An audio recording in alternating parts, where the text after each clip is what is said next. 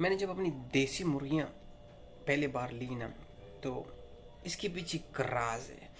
मैं अक्सर पहले भी बोलता था कि देखो, मैं जब ये देसी मुर्गियाँ लिया तो मेरा मतलब ये नहीं है कि मैं एक से बिज़नेस खड़ा करूँ। देखो, वो एक बाय प्रोडक्ट है, जो बिज़नेस आएगा वो एक बाय प्रोडक्ट है।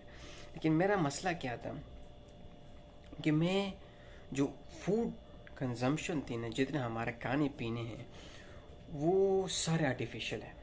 ये हम माने या ना माने, लेकिन एक दिन मानना पड़ेगा जब ये हमारे साथ उंगली होगी। तो इसकी वजह से जब मैंने, हालांकि मुझे यहाँ पे सब लोगों ने बोला कि देखो मेरे भाई, तुम जो देसी मुर्गियाँ ले रहे हो इसमें तो टाइम बहुत ज़्यादा लगता है, और आपके जो जो बिज़नेस माइंड, आप जो सोच रहे हैं बिज़नेस के बारे में, वो उसमें बहुत टाइम लगेगा।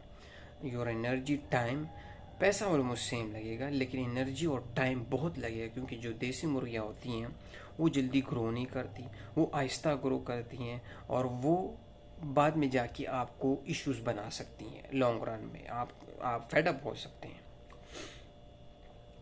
मेरा जो सिस्टम था ना, लोग उस एंगल से देख रहे थे। मुझे बोल रहे कि आप देसी मुर्गियाँ ना लें, बल्कि आप ये बॉयलर्स ले लें। बॉयलर्स मतलब बहुत सस्ते हैं, 45 डेज़ के अंदर फुल मोटा हो जाते हैं, जल्दी सेल करो। और भी आ रहे थे, लेकिन क्योंकि मुझे पता था कि मैं तो ये बॉयलर्स खाता हूँ और इसका मज़ा भी नहीं, इसमें प्रोटीन्स भी नहीं होते। मतलब मेरा जो जो मेन मकसद था ना, कि मुझे देसी चीज़ें खानी है। मैं यकीन कर, जब पहली बार मैंने देसी मुर्गी का यहाँ पे, मैं पहले भी, लगभग आप हैरान हो जाएंगे कि वो मुझे मीट, मतलब मैं भैंस का गोश्त खा रहा हूँ। क्या टेस्ट, क्या हार्डनेस, वो वाली हार्डनेस नहीं, मतलब उस मुंह में सॉफ्ट, लेकिन उसमें एक रील, वो एक चरकदार होती। असली मीट खाएंगे ना, आपको पता चलेगा वो लाजिम थोड़ी सी हार्ड होती है, और उसको हजम करने में आपकी बॉडी में डायरेक्ट हीट आ जाती है। आजकल आप कितने खाने में खाएं, आपकी बॉडी से वो हीट नहीं निकलती। तो मेरा कहने का मतलब ये था कि जब मैंने इस देसी मुर्गों का काम शुरू किया, मुझे पहले से पता था कि बहुत हार्ड वर्किंग है, लॉन्ग वर्क है, लेकिन मेरा जो था ना नज़रिया, वो डिफरेंट था। सब दो चीज़ें थी मेरे इस नज़रिए के पीछे, देसी मुर्गियों के पीछे। नंबर एक नज़रिया कि मुझे सीखना था कि एक चीज़ रियल में क्या कमाल है, और उसको करने में जो मज़ा है, जो कहते हैं ना कि जो सुर ताल है, उसको मिलाने में जो मज़ा है, वो मैं देख रहा था। दूसरी बात कि ये जो चीज़ है ना, अगर हम इसको अभी से शुरू ना करें तो ये ऑलमोस्ट ख़त्म होने वाली है। जो हमारा जो रियल प्रोडक्ट है, मतलब रियल देसी खाने पीने जो है ना, देसी मुर्गी, देसी अंडा, देसी घी, देसी गाय, देसी दूध, ये बिल्कुल ख़त्म हो गया है। हमारे जनरेशन के साथ साथ जो आने वाली जनरेशन है उसको और भी ये लोग फेक चीज़ें दिखा रहे हैं कि भाई ये खाओ, ये मज़े उड़ाओ, इसमें टेस्ट भी अच्छा है और वो भी अच्छा है। वैसे सॉरी, मैंने अफ्तारी खोली है, अभी अफ्तारी हुई है। अब ये देखें, इमेजिन करें, मैं कल, कलामंसी इसको बोलते हैं फ़िलिपीन में, ये एक किस्म का नींबू होता है, मैंने उसका बनाया था जूस। और साथ में वो बनाया था ना, क्या बोलते हैं उसको, नमक, नमक और जिंजर। तो मैं ये भी पीता हूँ। अब ये बहुत टेस्टी है, वो इतना टेस्टी नहीं, लेकिन कसम खुदा कि जब मैं वो पीता हूँ ना अफ्तारी में, तो एक पूरा दिन, मतलब पूरी जो रात है ना, क्या सुकून से गुजरती है। जब मैं ये पीता हूँ टेस्ट तो बहुत है, लेकिन इतना बेकार दिन गुजरता है, भूख भी मर जाती है, भूख नहीं लगती है। उसकी पीने के बाद डायरेक्ट मुझे भूख लगती है, मतलब मैं खुद दबा के खाता हूँ। 1 घंटे बाद आई एम फुली हंग्री। ये वैंशो 3-4 घंटे तक। हाँ, तो आते हैं टॉपिक की तरफ कि वो जो असली चीज़ है ना, ये अभी ख़त्म होने वाली है। हमारे जनरेशन को पता नहीं है कि हमारे आबा और अजदाद भी यही बोल रहे थे कि बेटा खेती बाड़ी करो, घर में उगाओ, उसका मज़ा ही अलग है। और वो जो मैं बोल ना, अगर आप लोगों को पता चल गया ना कि ये जो एक्सपीरियंस है ना, देसी घी के साथ, देसी दूध के साथ, जब आप रियल दूध पीते हैं ना, उफ, वो कच्चा दूध यार, वो आज मेरे मुंह में उसका टेस्ट है।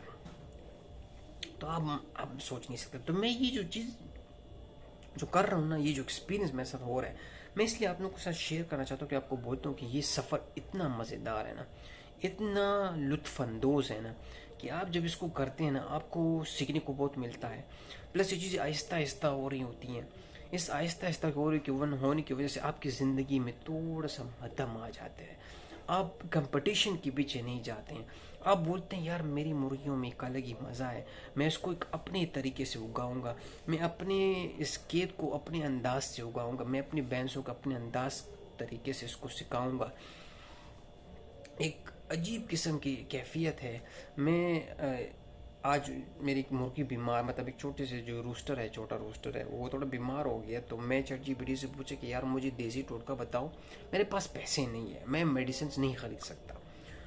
तो उसने मुझे जब बोला कि आप सिर्फ गार्लिक एंड जिंजर पानी में डाल के, नीम गर्म पानी में डाल के आप उसको दे दें, एक मेडिसिन के तरीका काम करेगा,